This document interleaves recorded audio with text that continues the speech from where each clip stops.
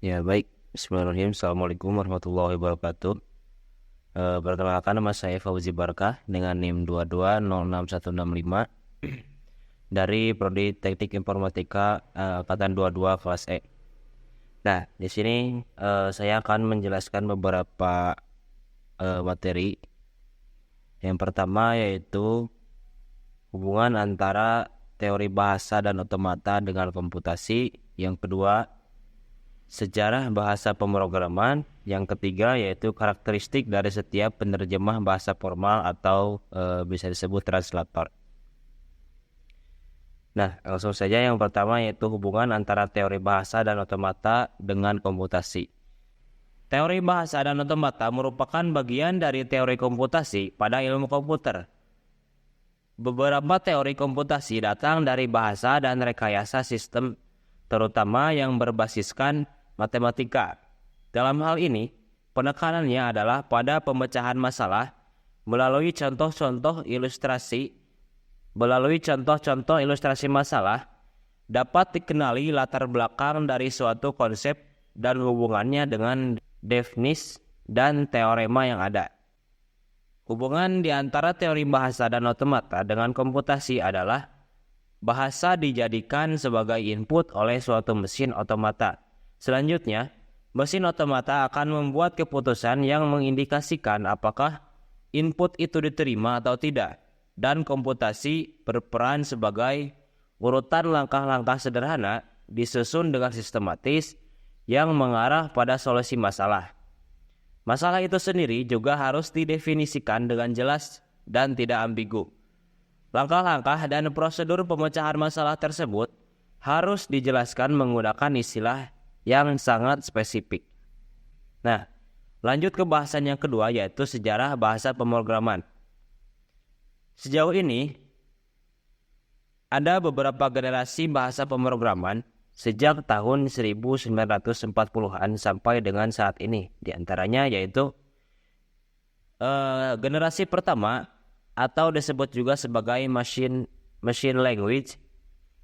Pada tahun 1940-an, saat pertama kali komputer dibuat, bahasa yang digunakan adalah bahasa mesin atau machine language yang merupakan bahasa tingkat rendah. Bahasa ini dibentuk dengan kode-kode mesin, yaitu menghubungkan antar sirkuit, dan bahasanya sulit untuk dipelajari.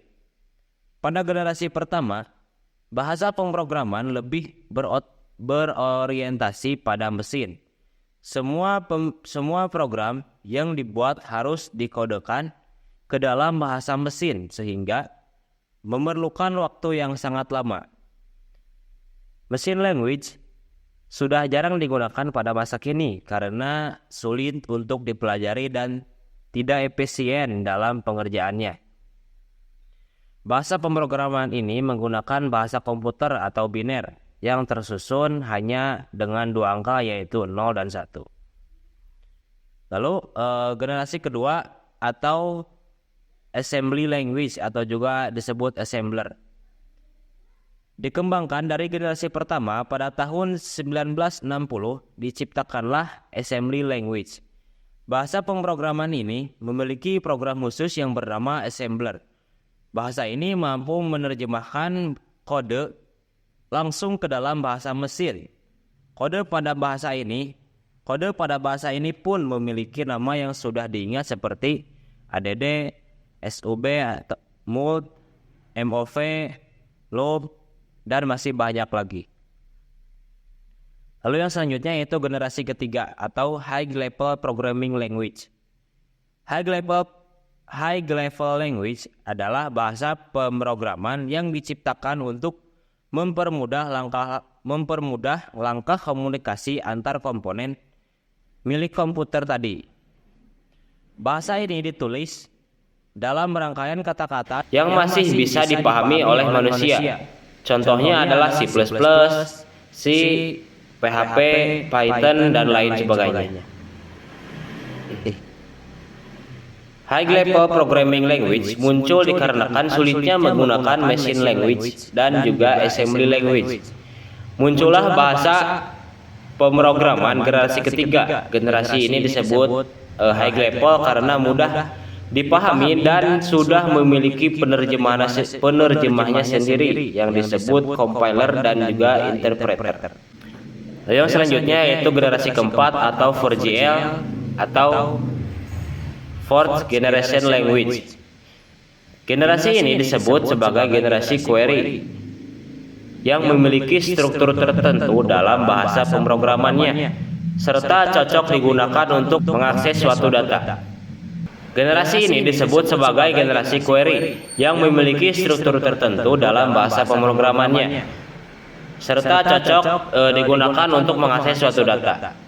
Contoh dari hasil generasi keempat adalah query language, yaitu SQL, QBE, dan Intellect. Report generator dan application generator atau ADS dan Martins. Lalu yang terakhir yaitu generasi kelima atau programming language based object oriented and development.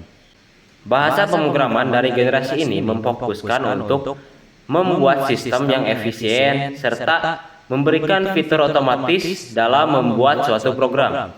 Generasi ini juga disebut sebagai Intelligent Programming dan Very High Level Language atau VHLL.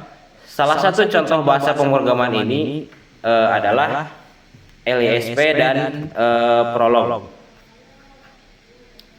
Nah, lanjut ke bahasan yang terakhir yaitu karakteristik dari setiap penerjemah bahasa formal atau translator.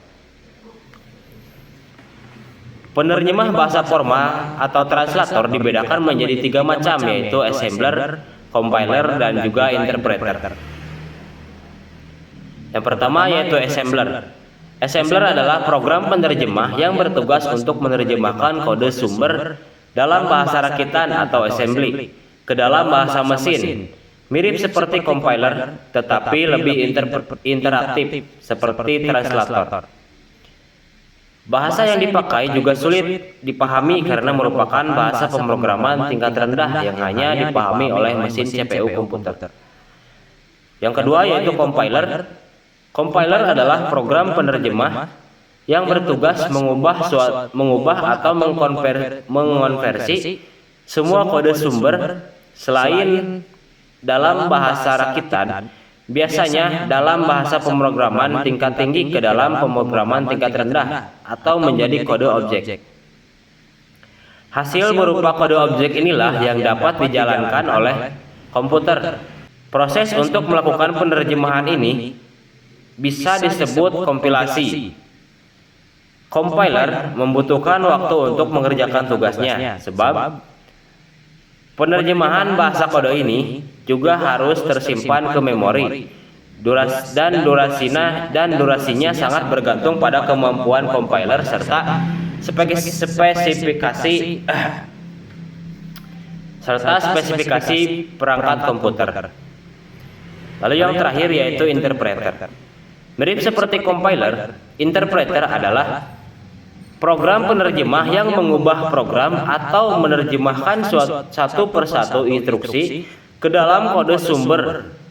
Kemudian menerjemahkan instruksi yang telah diterjemahkan tersebut dan melaporkan jika ada kekeliruan yang terdeteksi saat melakukan penerjemahan suatu bahasa pemrograman. Dengan cara ini, interpreter lebih cepat mendeteksi kesalahan ketimbang compiler. Pasalnya, setelah kode dibaca dan terdeteksi ada kesalahan, ia akan segera memperbaikinya. Nah, mungkin yang dapat saya sampaikan pada materi kali ini cukupkan sekian. Mohon maaf bila ada kesalahan. Wassalamualaikum warahmatullahi wabarakatuh.